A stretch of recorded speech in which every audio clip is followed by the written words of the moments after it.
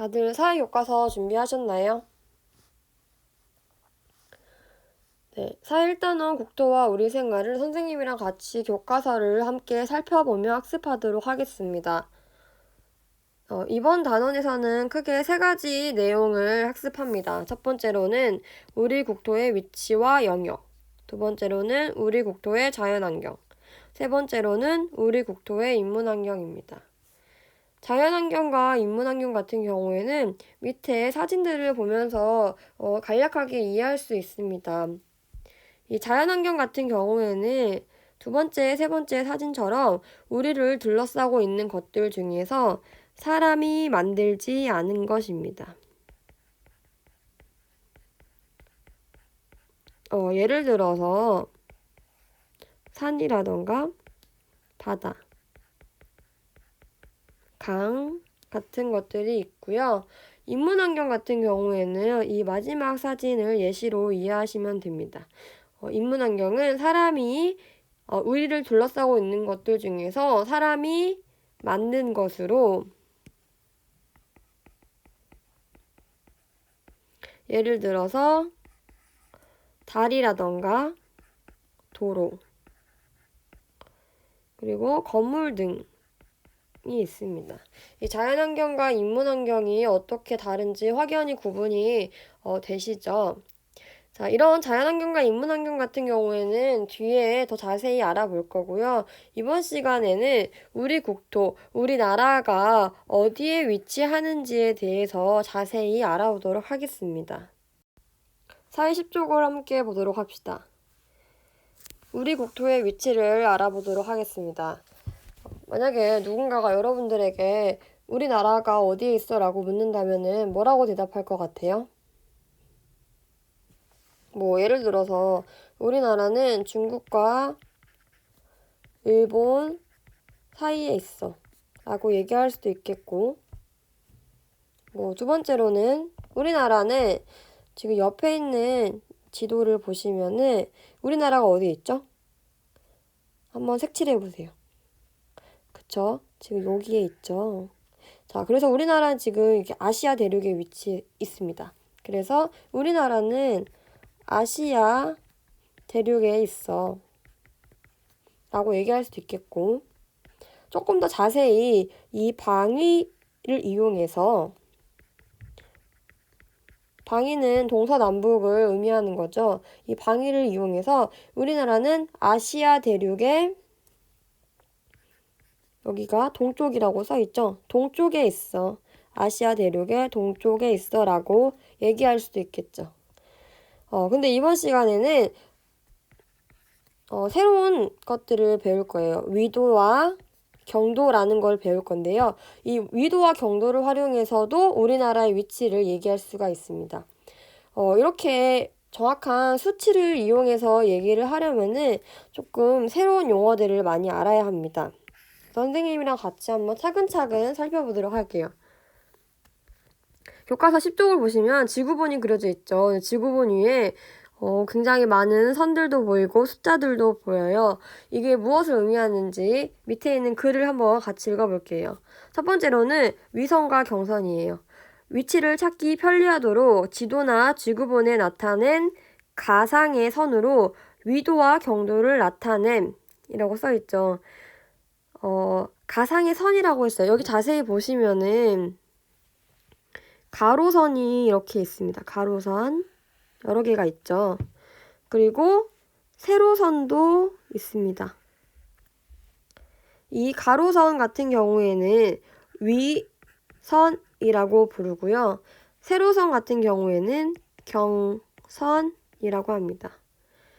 이 위선을 통해서 위도를 얘기할 수 있고요. 경선을 통해서 경도를 얘기할 수 있어요. 되게 헷갈리죠. 그러면 과연 위도와 경도가 무엇인지 밑에 있는 용어 설명을 같이 보시면서 더 이해해 보도록 하겠습니다. 위도 같은 경우에는 적도를 기준으로 북쪽은 북이, 남쪽은 남이라고 하며 각각 90도로 나누어 북쪽과 남쪽의 위치를 나타냅니다.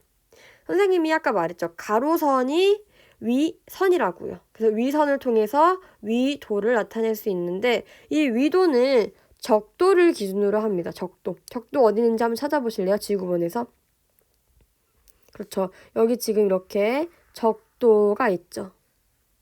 그래서 적도를 기준으로 위쪽으로 북쪽으로 올라가면은 북위, 남쪽으로 내려가면은 남위라고 할 수가 있습니다. 자, 그렇다면 우리나라 여기 지금 보이시죠? 우리나라는 북위에 위치하고 있을까요? 남위에 위치하고 있을까요? 그렇죠. 적도의 북쪽에 위치하고 있기 때문에 북위에 위치하고 있다고 할 수 있죠. 자, 이번에는 경도입니다. 경도 같은 경우에는 이 세로선, 경선을 통해서 나타낼 수 있는 건데요. 위도는 적도를 기준이라고 했죠. 경도는 본초 좌우선을 기준으로 동쪽은 동경, 서쪽은 서경이라고 하며 각각 180도로 나누어 동쪽과 서쪽의 위치를 나타냅니다. 본초 좌우선은 어딨죠? 저 본초 좌우선은 여기 이렇게 파란색 선으로 이렇게 그려져 있죠. 경도 같은 경우에는 이 본초 좌우선이 기준이에요. 그래서 동쪽으로 본초 좌우선을 기준으로 동쪽은 동경, 서쪽은 서경입니다. 자, 그렇다면 우리나라는 동경에 위치하고 있을까요? 서경에 위치하고 있을까요? 그쵸. 우리나라는 여기 아까 보다시피 여기 있었기 때문에 본초 좌우선의 동쪽인 동경에 위치하고 있습니다. 자, 그럼 대략적으로 우리나라의 위치는 북위에 있고 동경에 있습니다 라고 얘기할 수가 있겠죠.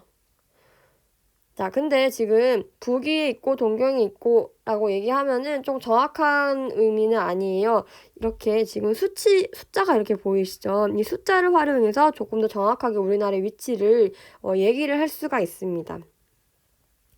옆에 있는 지도를 보시면서 한번 알아보도록 하겠습니다.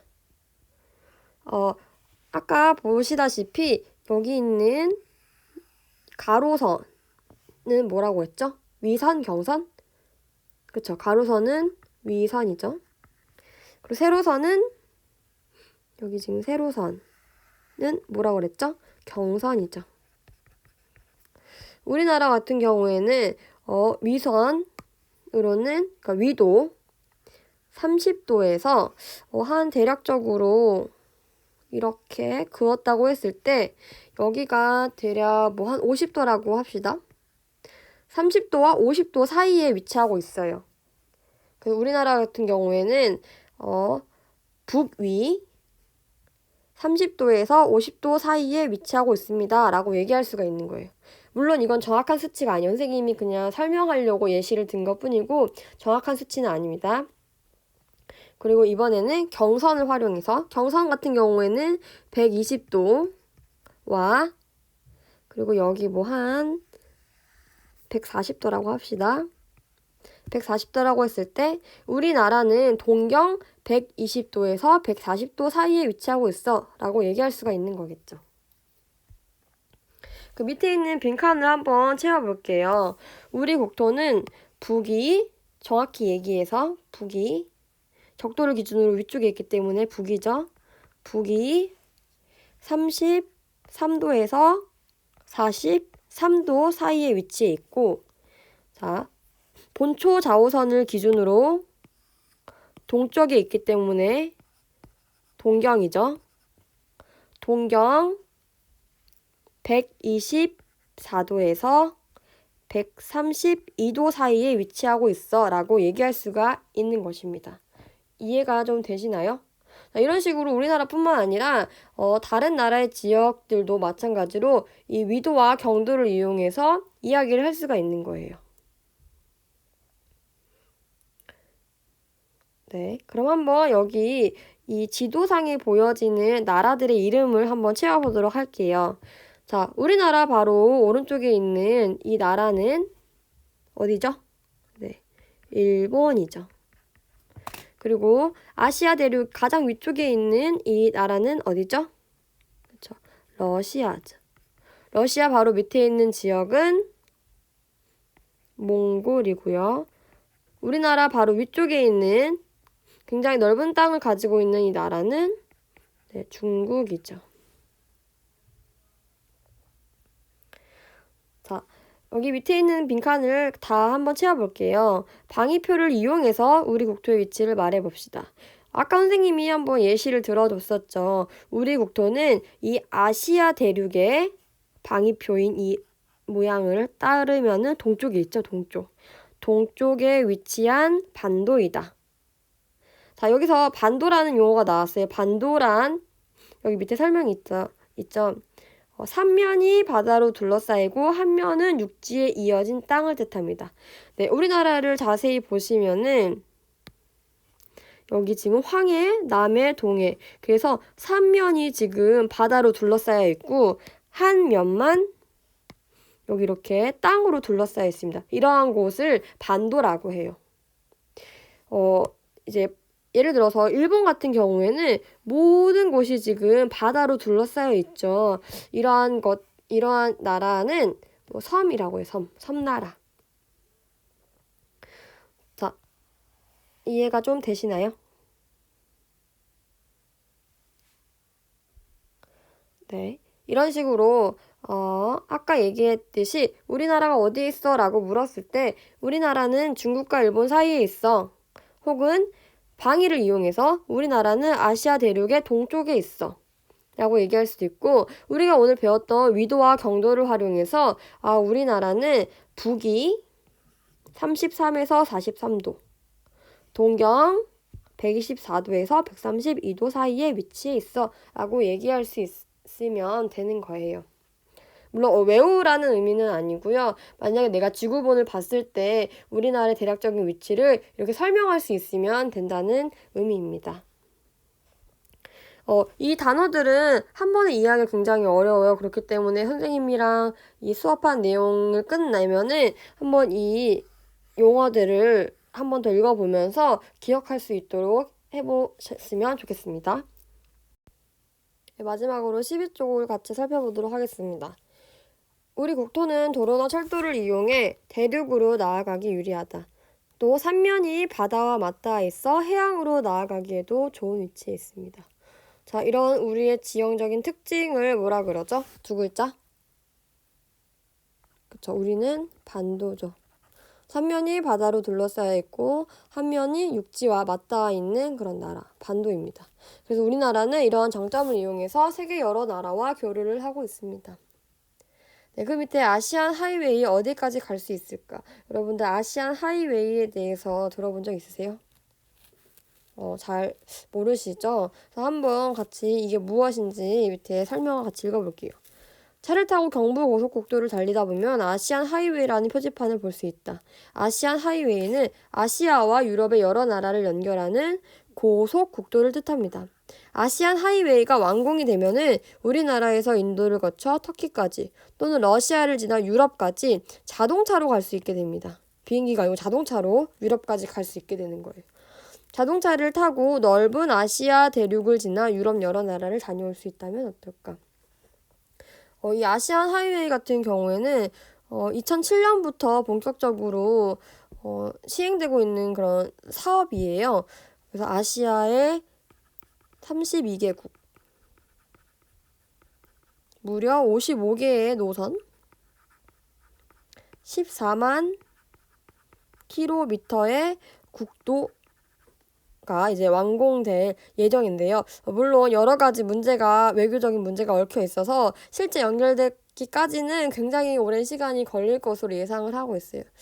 근데 정말 이렇게 부산에서 시작을 해서 자동차만으로 뭐 유럽을 간다든지 터키를 간다든지 하는 수가 있다면 정말 굉장한 경험이 되지 않을까 싶습니다. 네, 이번 시간에 우리나라의 어떤 지형적인 특징을 간략하게 알아보고요. 우리나라의 위치, 우리 국토의 위치에 대해서 알아봤습니다. 좀 어려운 용어들을 많이 배웠기 때문에 복습을 조금 철저히 하셨으면 좋겠고요. 다음 시간에는 우리 국토의 영역, 우리 국토가 어디까지인지, 우리 국토의 영역에 대해서 알아보도록 하겠습니다.